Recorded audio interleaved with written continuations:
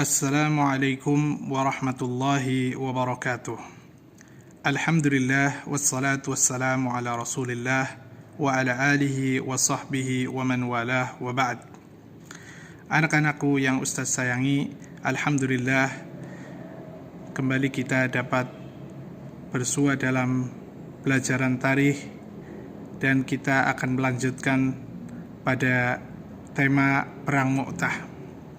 Anak-anak yang Ustaz sayangi, Perang Mu'tah ini terjadi pada tahun 8 Hijriah atau lebih tepatnya pada bulan Jumadil Ula tahun ke-8 Hijriah.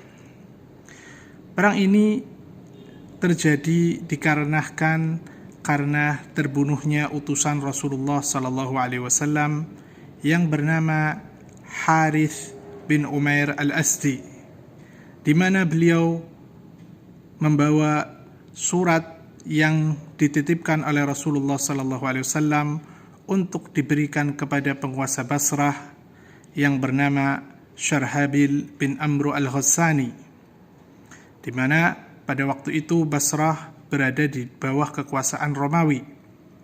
Namun sahabat Harith bin Umar al-Asdi ini ketika sampai di sana dia dibunuh. Perbuatan ini tentu menyalahi tradisi yang berlaku, di mana tradisi itu sampai sekarang pun masih berlaku, di mana setiap utusan itu dilarang untuk dibunuh.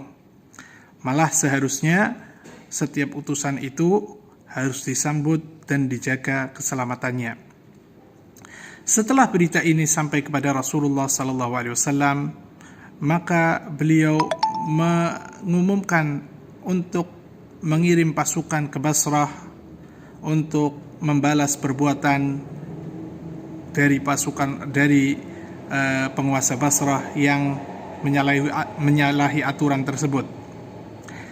Maka Rasulullah SAW berhasil mengumpulkan 3.000 orang untuk berangkat ke Basrah, dan Rasulullah SAW memilih Zaid bin Harithah untuk memimpin pasukan tersebut.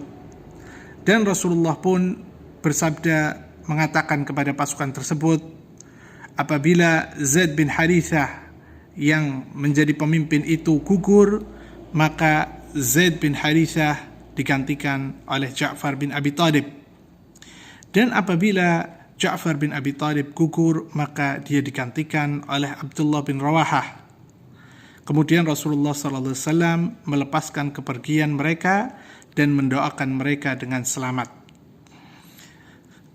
Anak-anak yang Ustaz sayangi, kemudian berangkatlah kaum muslimin menuju ke daerah Syam untuk menghadapi pasukan Romawi yang ternyata mereka sudah bersiap di daerah Balqa atau di negeri Syam. Dan ternyata pasukan Romawi itu mempunyai kekuatan sebanyak 100.000 orang pasukan, belum lagi mereka ditambah dengan 100.000 pasukan dari suku-suku Arab yang bergabung dengan pasukan Romawi tersebut. Sehingga praktis jumlah pasukan Romawi dan sekutunya total jumlahnya 200.000 orang. Melihat jumlah pasukan yang sangat banyak tersebut, melihat jumlah pasukan musuh yang sangat banyak tersebut, maka pasukan muslimin sempat ragu dan bimbang, gelisah. Bahkan sebagian mereka mengajukan bantuan kepada Rasulullah SAW. Namun melihat hal tersebut, sahabat Abdullah bin Rawahah memberikan semangat kepada pasukan kaum muslimin dan ia berkata, "Wahai kaumku, demi Allah, sungguh apa yang kalian takutkan adalah sesuatu yang kalian cari ketika berangkat, yaitu syahid. Kita tidak berperang dengan jumlah dan kekuatan, akan tetapi kita berperang dengan agama yang telah memuliakan kita ini. Oleh karena itu berangkatlah, di depan kalian ada 2 kebaikan, menang atau mati syahid." Maka pasukan Islam pun berangkat menuju menuju pertempuran. Dan terjadilah pertempuran antara dua belah pihak. Maka kaum muslimin bertempur dengan bersungguh-sungguh. Pemimpin mereka Zaid bin Harithah dengan memegang bendera yang diberikan oleh Rasulullah SAW berperang mati-matian sehingga ia pun gugur dan mati syahid. Maka bendera itu kemudian diambil oleh Ja'far bin Abi Thalib dan ia pun berperang dengan mati-matian sehingga dia pun gugur dan mati syahid.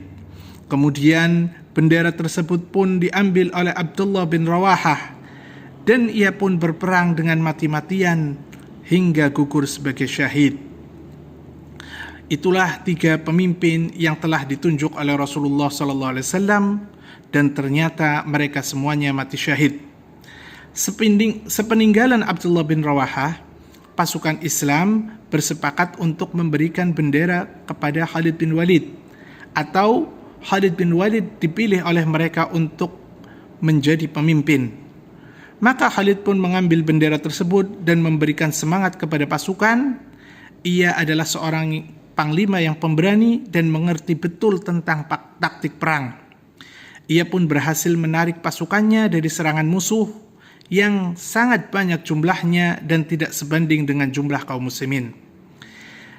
Dan kaum muslimin dalam perang tersebut yang meninggal atau mati syahid hanya berjumlah 12 orang, walaupun jumlah musuh yang dihadapi amatlah sangat banyak.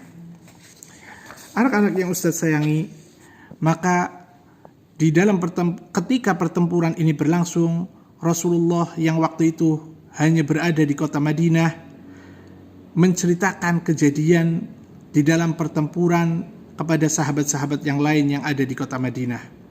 Sebagaimana yang diceritakan oleh sahabat Anas bin Malik, sesungguhnya Rasulullah SAW bersabda dan menggambarkan bagaimana terjadinya peperangan, bagaimana sahabat Zaid bin Harithah, kemudian Ja'far bin Abi Thalib dan Abdullah bin Rawahah, mereka mati syahid sebelum berita peperangan datang kepada beliau. Beliau bercerita, Zaid mengambil bendera lalu ia gugur. Kemudian bendera diambil oleh Ja'far lalu ia gugur. Setelah itu bendera diambil oleh Abdullah bin Rawahah dan ia pun gugur. Ketika pasukan Islam kembali dalam keadaan selamat, Rasulullah SAW dan kaum muslimin menyambut mereka.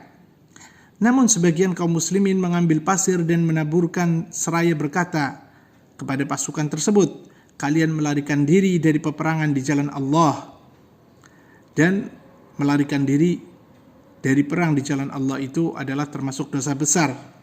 Namun Rasulullah SAW menjawab, bukan melarikan diri, tetapi mundur untuk berperang kembali insya Allah.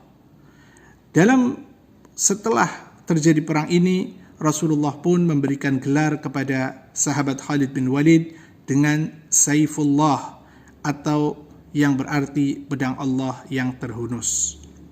Demikianlah anak-anakku yang Ustadz sayangi, pelajaran kita mengenai perang Mu'tah.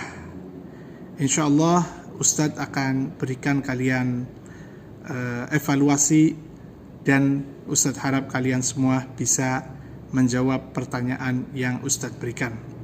Demikian, terima kasih. Wassallallahu alaihi wasallam. Wassallallahu ala Muhammadin wa ala alihi wa sahbihi wasallam. Subhanakallahumma wa bihamdika. Ashhadu an la ilaha illa anta. Astaghfiruka wa atubu ilaik. Wassalamu alaikum warahmatullahi wabarakatuh.